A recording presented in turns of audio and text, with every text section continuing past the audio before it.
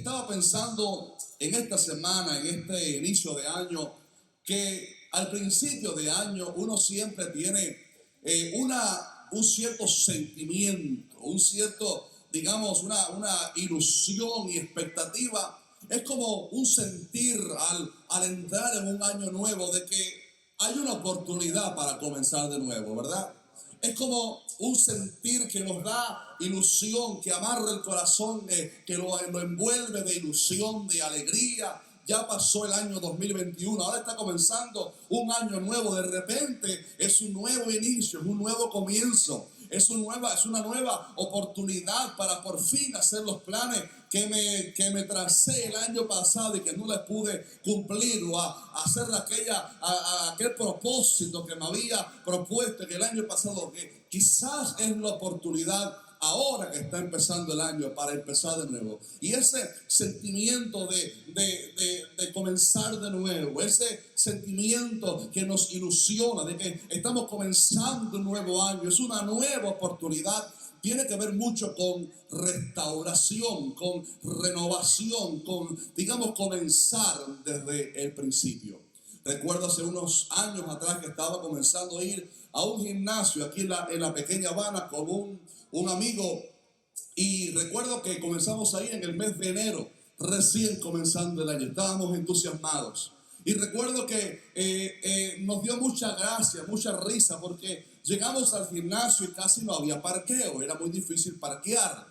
Cuando entramos adentro nos dimos cuenta por qué el parqueo estaba lleno. Había muchas personas en aquel gimnasio comenzando el año con buenos propósitos, ¿verdad? Y estaba repleto, había que pedir permiso a un pie para mover el otro. Había muchas personas en el gimnasio y nos reímos. Este amigo y yo le dijimos: mira, esta pobre gente comenzando el año ilusionado, y tú vas a ver que de aquí a 3 o 4 meses ninguno de ellos está acá. Es solamente una emoción. Y efectivamente, lo triste es que nosotros tampoco estábamos ahí 3 o 4 meses después. También había sido una ilusión, había sido sencillamente un sentimiento fugaz, se había ido rápido.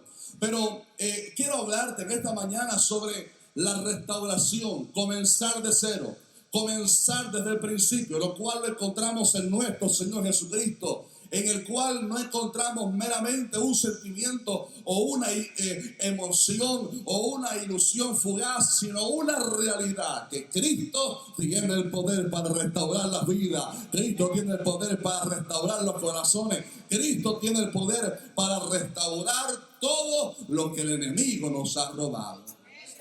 En este pasaje precioso que leímos en esta tarde ya, me llamó la atención, este es el versículo clave, el versículo 5, en el cual dice la palabra: el que estaba sentado en el trono. ¿Cuánto le dan gloria al que está sentado en el trono? Él dijo: he aquí, yo hago nuevas todas las cosas. Y cuando Cristo está diciendo: he aquí, yo hago nuevas todas las cosas, está hablando de Cristo presentándose como aquel que no solamente tiene el deseo, la expectativa, sino también todo el poder y la autoridad, aleluya, para realmente hacer nuevas todas las cosas. ¿Cuántos a veces quisieran una restauración total de distintas áreas de nuestra vida? Aquí el Señor se está presentando como aquel que hace nuevas todas las cosas, aquel que tiene el poder para llevar a una persona destruida y llevarla al inicio y comenzar desde cero, aquel que tiene el poder para restaurar al que ha caído, aquel que tiene el poder para restaurar la vida que ha fracasado espiritualmente, aquel que no solamente pone una curita, una venda en la herida, sino que Él sana completamente todo el corazón, Él restaura completamente. Ahora bien, la razón por la cual el Señor está diciendo: yo hago nuevas todas las cosas, es que el apóstol Juan nos está dando argumentos y evidencia de por qué Jesús tiene el poder y la autoridad para decir: yo hago nuevas todas las cosas. Y es que estos últimos capítulos de Apocalipsis, lo que Juan está viendo es la restauración que Cristo está haciendo en estos capítulos proféticos. Lo que vendrá, la restauración total que Cristo estará obrando, así como el apóstol Pedro predicó predicó allá en Pentecostés que Cristo Jesús, aleluya, un día regresaría para restaurar todas las cosas. Y el tema que está abarcando este libro de Apocalipsis, en especial al final de este libro, en los últimos capítulos, tiene que ver muchísimo con la redención, con la restauración, porque Juan está viendo aquí proféticamente en estos últimos capítulos de Apocalipsis la restauración completa de Cristo hacia el hombre, pero también hacia la creación que Dios había hecho, que le había entregado al hombre, pero que el hombre había perdido a causa del pecado. Permítame regresar en esta mañana, regresar 6,000 años atrás y 66 libros hacia el libro de Génesis, para ahí en el principio nos relata la Biblia en el comienzo, en el inicio, cómo Dios creó al hombre, cómo Dios lo hizo todo perfecto, pero cómo el hombre destruyó todo, cómo el hombre permitió que todo lo que había puesto en su mano fuera destrozado. Para entender entonces por qué razón Juan ve a Cristo restaurando todas las cosas. Si hace falta una restauración, es porque hubo una destrucción, un deterioro. Y cuando leemos los primeros capítulos, los 3 primeros capítulos específicamente de Génesis, notamos cómo Dios había hecho una creación preciosa. Él creó el cielo y la tierra. Él separó lo seco de las aguas. Él lo hizo todo perfecto. Hizo los animales, hizo la vegetación, hizo al hombre, le dio una esposa. ¡Qué bendición! Y Dios lo hizo todo perfectamente precioso. Dice la palabra que Dios vio todo lo que había hecho y era bueno en gran manera. Todo lo que Dios hizo es perfecto. El hombre lo distorsiona. Y Dios había hecho todo lindo. Y Adán estaba en un paraíso, en el huerto del Edén, labrado por Dios mismo. Dios lo había puesto ahí. Había puesto al hombre en el huerto del Edén. ¡Qué bendición! ¡Qué paraíso! ¡Qué cosa tan preciosa! Sin embargo, el hombre pecó. Y cuando el hombre pecó, perdió todo lo que Dios le había dado. Dios le había dado autoridad sobre los animales. Dios le había dicho señorear la tierra y sojuzgarla. Dios le había dado poder y autoridad sobre la tierra. Le había dado dominio. Le había dado gloria. Pero cuando el hombre le falló a Dios, el pecado trajo muerte. El pecado trajo destrucción. Y el hombre perdió todo lo que Dios le había dado. El hombre perdió todo lo que Dios le había entregado. De eso se trata los primeros 3 capítulos de Génesis. Dios creándolo todo. Dios creando al hombre. Dándole al hombre autoridad. Dándole al hombre gloria. Pero el hombre por su pecado perdiendo y destrozando todo lo que Dios había puesto en sus manos. Y cuando el hombre pecó contra Dios, perdió muchísimas cosas. Creo que la más importante que el hombre perdió fue su comunión y su paz para con Dios. Qué grande es saber que Dios se paseaba por el huerto. Había una comunión directa. Había una paz. Había una gloria que llenaba aquel huerto del Edén. Y Adán podía hablar libremente con Dios. Sin embargo, el pecado cortó la comunión con Dios. El pecado cortó esa comunión porque Dios había dicho que el pecado iba a traer muerte, comenzando desde la muerte espiritual, muerte emocional y también la muerte física, obviamente. Y el pecado cortó la comunión del hombre para con Dios. El hombre perdió también la gloria que lo revestía. El hombre estaba desnudo, Adán y Eva, físicamente, pero la palabra enseña en el original hebreo que estaban revestidos de una gloria que los acompañaba. La santidad genera gloria. Ellos perdieron la gloria cuando le fallaron al Señor. Ellos también perdieron la paz interior, porque cuando pecaron, el pecado trajo inseguridad en el corazón. El pecado trajo temor. Dice la palabra que se escondieron. ¿Por qué? Porque el pecado produce muerte espiritual en el alma, o sea, muerte también emocional en el alma. El hombre perdió también la facilidad de lograr todo lo que emprendiera, y de ahí en adelante todo en la vida iba a costar, iba a plantar, y en vez de cosechar inmediatamente que todo fuera bueno, iban a haber espinos y cardos. Todo iba a ser difícil. Dar a luz a la mujer iba a ser trabajoso, iba a ser doloroso, todo iba a ser logrado, pero con el sudor de la frente. Todo en la vida iba a ser un sacrificio. Por eso en esta tierra todo se logra con sufrimiento. No hay ninguna bendición que uno logre aparte de la salvación. Obviamente hablo de bendiciones materiales. Aquí en la tierra todo lleva un sacrificio, todo tiene un precio que pagar, todo tiene un sacrificio, y hay un logro y una victoria, pero detrás de eso hay una trayectoria de sufrimiento y de dolor. Es parte de lo que pasó cuando el pecado vino al mundo. El hombre perdió eso. El hombre también perdió en el Edén cuando falló el acceso al árbol de la vida. ¿Se recuerda usted que estaba el árbol de la ciencia del bien y del mal, del cual Dios se había dicho no coman de ese árbol? Pero había otro árbol, el árbol de la vida, del cual Adán y Eva nunca comieron. En vez de comer de la vida eterna, comieron de lo que Dios había dicho que no. Y cuando el hombre falló a Dios, fue expulsado el hombre del huerto del Edén, y el hombre no tuvo más acceso al árbol de la vida. Nunca pudo disfrutar de ese árbol que le daba vida, nunca pudo comer de él. Fue expulsado también del paraíso en el cual Dios lo había puesto. Fue expulsado para nunca más poder entrar en el huerto del Edén. Fíjese cuánta maldición trajo el pecado. Fíjese todo lo que el hombre perdió producto del pecado.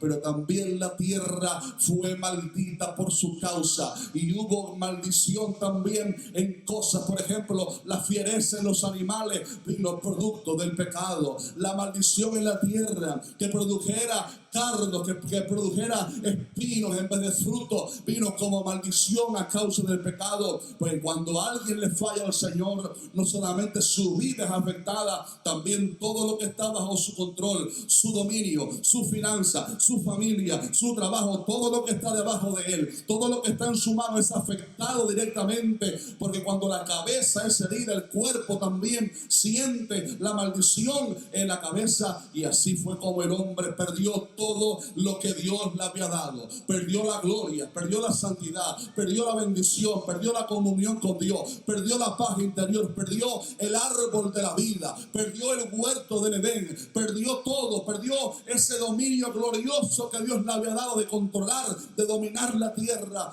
Lo había perdido todo. El pecado había traído muerte. Sin embargo, qué glorioso, y permítame adelantarme un poco en esta mañana, decirle qué glorioso es como, aleluya, Cristo Jesús vino como el postrer Adán. Fíjense que la Biblia no dice el segundo Adán, porque no hay tres, es el postrer Adán. El primer Adán le falló a Dios y perdió todo lo que le había sido entregado en su mano. Pero Cristo, el verbo hecho carne, aleluya, ¿cuánto lo alaban en este día?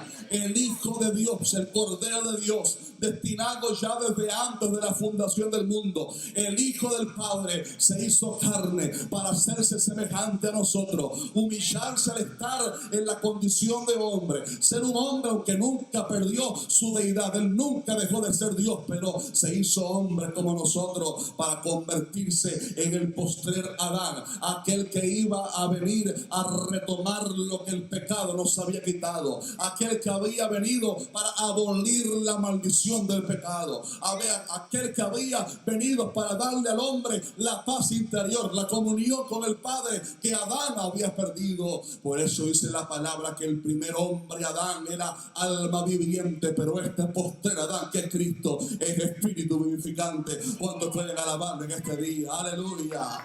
Cristo dijo: yo he venido, el Hijo del Hombre ha venido para salvar o para rescatar lo que se había perdido. Y déjeme decirle en este día que lo más glorioso, lo más especial, lo más grande que Cristo vino a restaurar era nuestra comunión y nuestra paz para con nuestro Padre Celestial.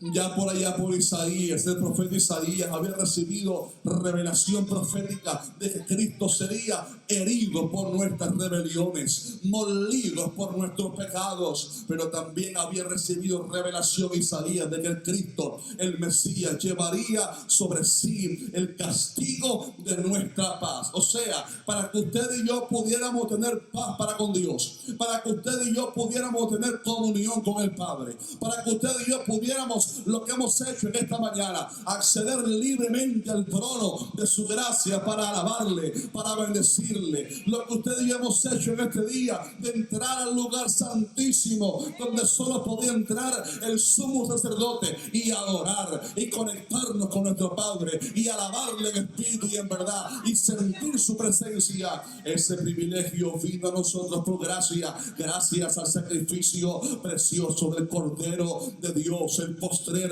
Adán que vino para devolvernos, regresarnos, restaurarnos todo lo que el pecado nos había robado. Aleluya. Todo lo que el pecado nos había quitado. Por eso la palabra dice que tenemos libertad para entrar en el lugar santísimo, no por la sangre de Jaciel, no por nuestros medios, no por nuestras obras, sino por la sangre de Jesucristo, por el camino nuevo y vivo que Él abrió a través del velo, esto es de su carne. ¿Cuántos pueden alabar a Dios en este día por esa gracia, por esa misericordia?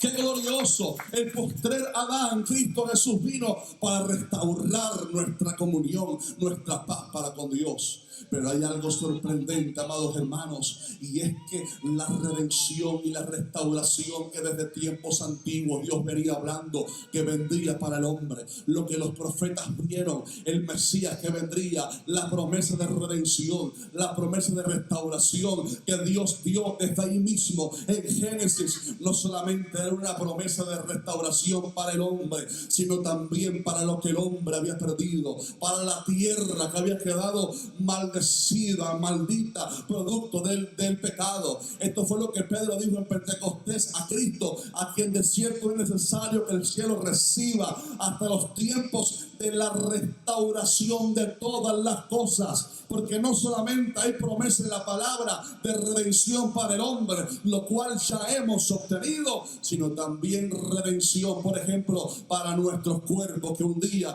van a ser transformados y glorificados y tener un cuerpo semejante al de Cristo Jesús, pero también promesa de redención y de restauración para esta tierra.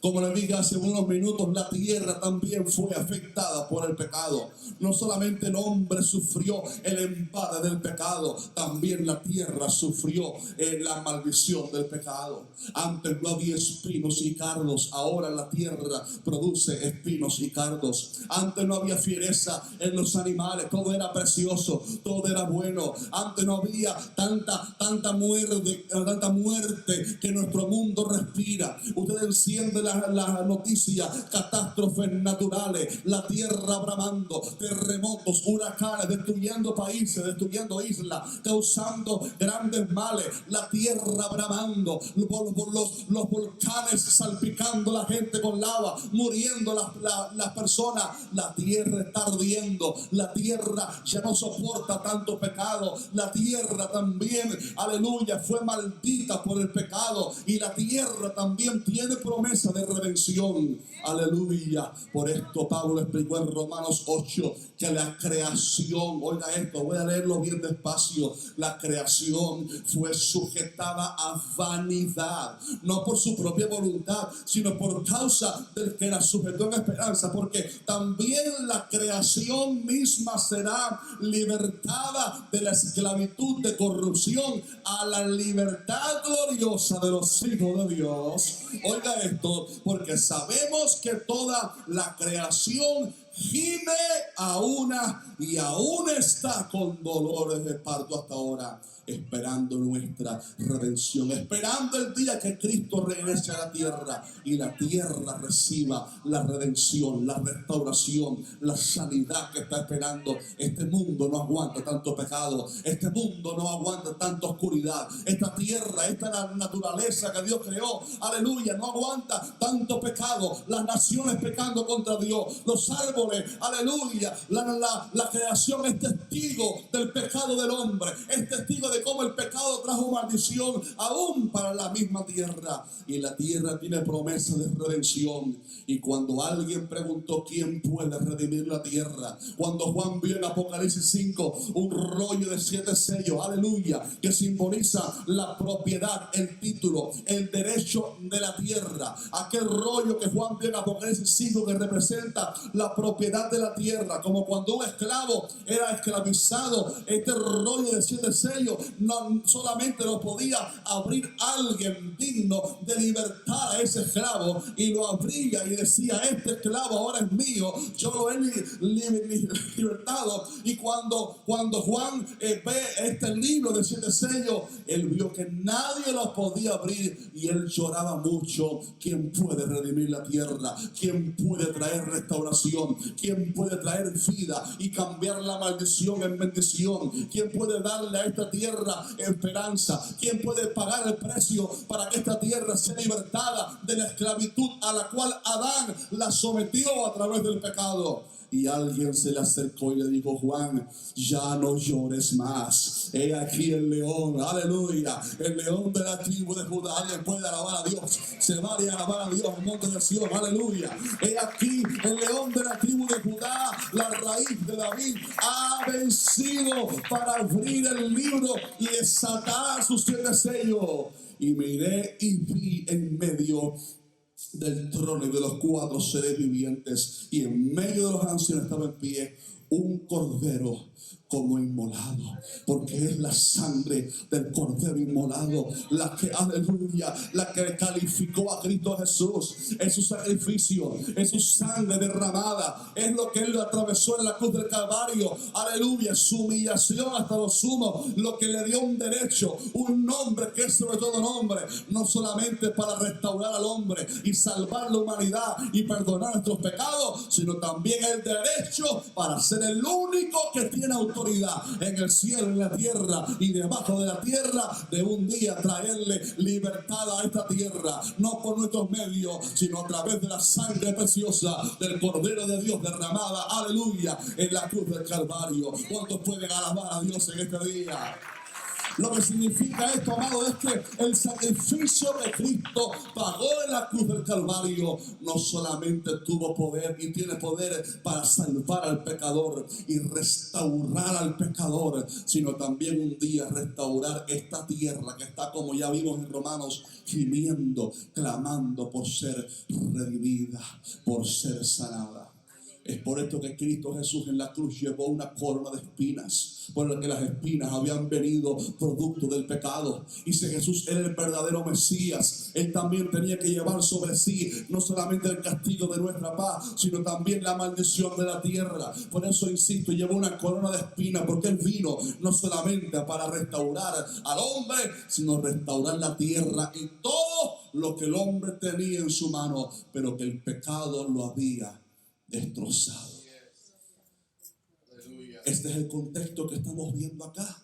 Este es el por qué hace falta una restauración de la tierra. Y déjame llamarle a usted la atención a esto, para que miren esto conmigo con atención. En estos 3 capítulos últimos de Apocalipsis, si usted los une con los 3 primeros capítulos de Génesis, parecieran una misma historia, parece una misma película, principio y final. Génesis capítulo 1, 2 y 3, Dios crea al hombre, pero el hombre se pervierte, el hombre se aparta de Dios y el hombre pierde todo lo que Dios le había entregado. 3 últimos capítulos de Apocalipsis parece la continuidad de la historia. Cristo restaurando al hombre, Cristo restaurando la creación, Cristo devolviéndole al hombre todo lo que éste había perdido. Mire esto conmigo. Por ejemplo, en el Edén apareció Satanás para engañar al hombre. En Apocalipsis 20, Satanás aparece siendo atado durante 1000 años para ser finalmente echado al lago de fuego y azufre. ¿Cuántos alaban a Dios por eso?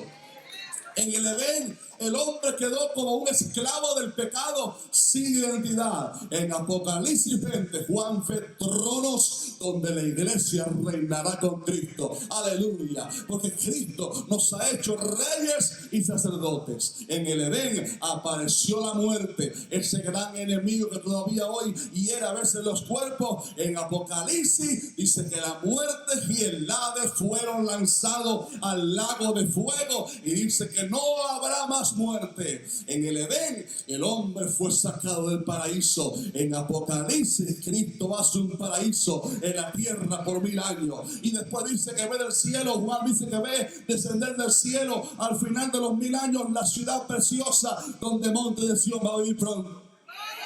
La nueva Jerusalén, aleluya, preciosa, preparada, la ciudad que Cristo está preparando para su iglesia. Y desciende, el hombre perdió el paraíso, Cristo viene a restaurarnos el paraíso. En el Edén el hombre sufrió emocionalmente tanto que se escondió, porque el pecado trae muerte emocional. Pero en Apocalipsis 21 dice que enjugará Dios toda lágrima de los ojos de ellos, y ya no habrá más muerte, ni habrá más llanto, ni clamor, ni dolor, porque las primeras cosas pasaron. En el Edén, el pecado impidió que el hombre tuviera acceso al árbol de la vida y nunca comiera en él. Pero en Apocalipsis 22 dice que en medio de la calle de la ciudad de la Nueva Jerusalén, a uno y a otro lado del río, estaba, ¿qué cosa? El árbol de la vida, que produce 12 frutos, dando cada mes su fruto, y las hojas del árbol eran para la sanidad de las naciones. Y por último, en el Edén la maldición se apoderó del hombre y de la tierra. En Apocalipsis 22 termina Apocalipsis diciendo: y ya no habrá más maldición. Apocalipsis, los últimos 3 capítulos junto con los primeros 3 capítulos de Génesis son una misma historia. El hombre perdió todo lo que Dios le había entregado. Cristo vino a restaurarle al hombre y a la tierra lo que el pecado nos había arrebatado. Amados, la enseñanza general de todo este pasaje es que Dios, Cristo Jesús, es un especialista haciendo todas las cosas nuevas y restaurando todo lo que el pecado nos había robado. ¿Cuántos pueden alabar a Dios por eso? El Señor dijo en Oseas, mire para que usted vea cómo a Dios le gusta restaurar. Él dijo en Oseas 14:4: yo sanaré su rebelión, los amaré de pura gracia, porque mi ira se ha apartado de ellos. A Dios le gusta restaurar. En Miqueas 7:19 el profeta dijo: Señor, tú volverás a tener misericordia de nosotros, sepultarás nuestras iniquidades y arrojarás al mar profundo todos nuestros pecados. El salmista dijo en el Salmo 71: tú, Señor, que me has hecho ver muchas angustias y males, volverás a darme vida, y de nuevo me levantarás de los abismos de la tierra. Estimado hermano, a Dios le gusta, a Dios le complace restaurar lo que el pecado nos había arrebatado. No hay persona que esté tan profunda en el pecado que Cristo no pueda salvar y restaurar y rescatar si genuinamente se arrepiente de su pecado. Aquella holandesa que ayudó a los judíos, Corrie ten Boom, una vez dijo: no hay foso tan profundo que el amor de Dios no lo alcance. Dios es un especialista restaurando las vidas. Él es un especialista restaurando lo que el pecado nos había robado. Él es un especialista restaurando. A Él le complace y tiene todo el poder. Él dijo: yo hago nuevas todas las cosas. En el Antiguo Testamento hay una historia preciosa que usted se la sabe, solamente la nombro con arribita. La historia de aquel que lo había perdido todo. Aquel niño con linaje pero sin gloria. El niño Mefiboset, hijo de Jonatán, ¿verdad? Que había caído mientras su familia huía, porque Saúl y Jonatán habían muerto en la batalla. Y la que lo cuidaba, la nodriza, en el apuro, se le cayó el niño y quedó lisiado. Y ahora, años después, vemos a Mefiboset siendo un hombre, hijo de la realeza, hijo de Jonatán, nieto del rey Saúl, primer rey en Israel. a alguien con sangre azul, como le llamaríamos en nuestro tiempo, con linaje, pero destituido, sin gloria. El pecado le había robado lo que era suyo. El pecado de Saúl, porque insisto, lo que dijo ahorita, el pecado de la cabeza afecta también a la familia. Y Saúl había traído maldición a su familia a través de su pecado. Y ahí estaba Mefiboset en Lodebar, lejos del palacio, sin riqueza, sin gloria, sin pertenencia, sin un lugar en la mesa del rey. Pero David, que es tipo de Cristo Jesús, lo llamó a su mesa y le dijo: ven que te voy a restaurar, te voy a regresar todo, aleluya, lo que la vida te robó. Te voy a sentar en mi mesa como uno de los hijos del rey. Te voy a regresar toda la tierra que te fueron quitadas. Te voy a devolver todo lo que es tuyo. Y David es tipo de Cristo, como Cristo nos ha restaurado a nosotros lo que el pecado nos había quitado. Aleluya, David es tipo de Cristo, regresándole al hombre lo que el pecado nos había quitado y cambiando la maldición por bendición. Aleluya. Cristo es un restaurador.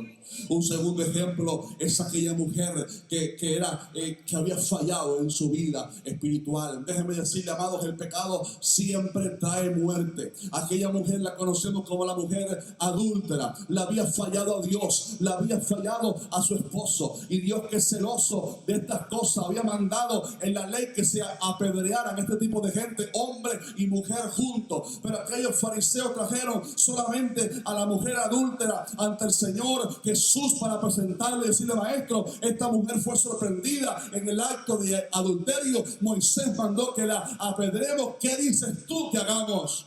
Y Jesús estaba ahí escribiendo en tierra, escribiendo en tierra.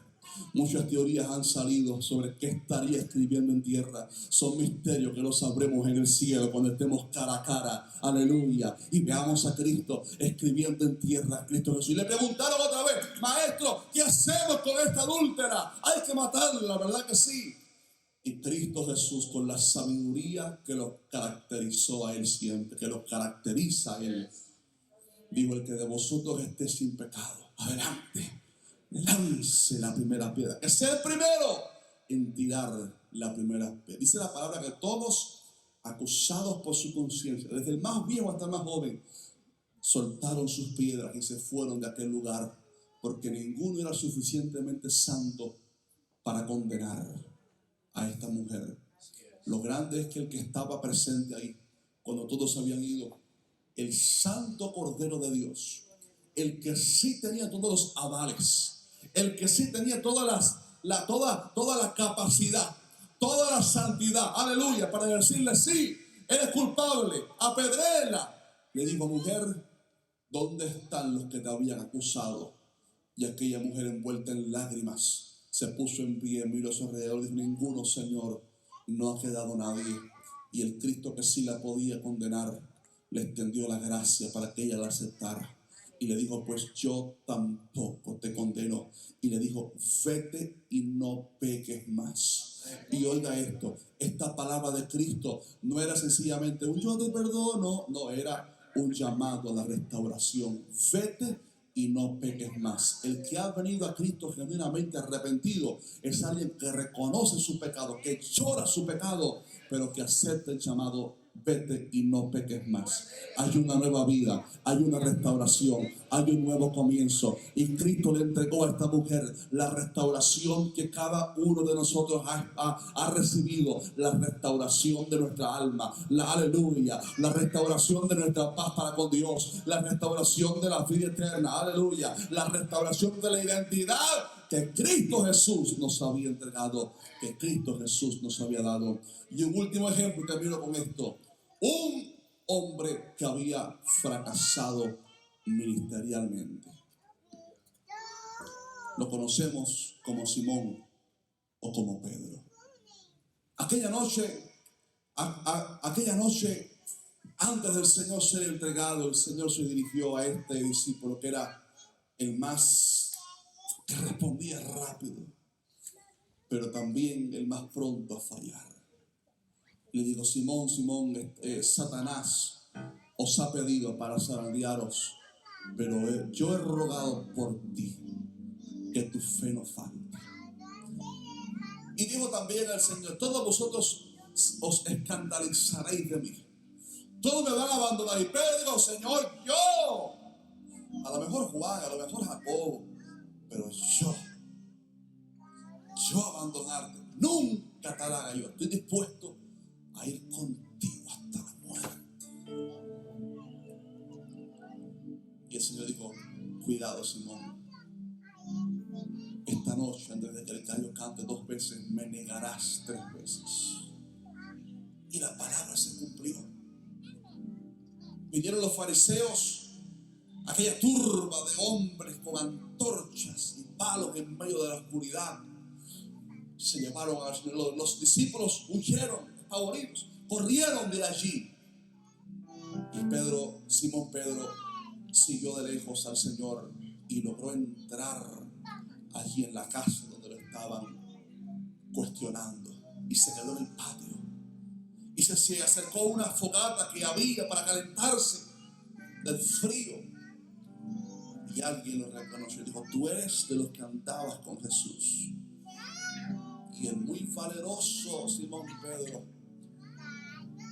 resbaló y dijo: no lo conozco, no sé quién es ese Jesús.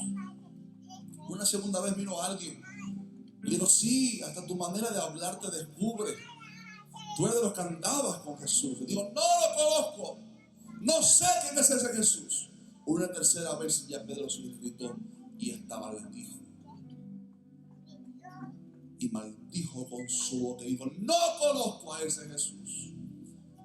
Y cantó el gallicidio, el gallo, por segunda vez.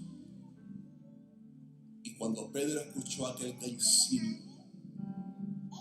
aquella trompeta de cambio de guardia, Pedro, dice la palabra, que se recordó de las palabras que Jesús había dado. Las palabras que Jesús, antes que el gallo cante 2 veces esta noche, me negarás 3 veces. Y dice la palabra que Pedro salió de allí y lloró amargamente. Solamente el que ha sentido la frustración que el pecado produce sabe de lo que estamos hablando. Lloró amargamente. Yo en esta mañana, en esta tarde, me doy un paseo quizás por la mente de Simón Pedro. Y quizás me imagino que estaría pasando por su cabeza en esa noche. Al Jesús al cual prometí seguirle, lo he defraudado. Aquel al cual yo debía proteger y cuidar, lo he abandonado. Aquel al cual le prometí que moriría por él, lo he negado frente a todos. Aquel al cual yo debía imitar y seguir sus pisadas, lo he traicionado, diciéndole a todos y maldiciendo, diciendo que no lo conozco. No soy digno más de ese Jesús.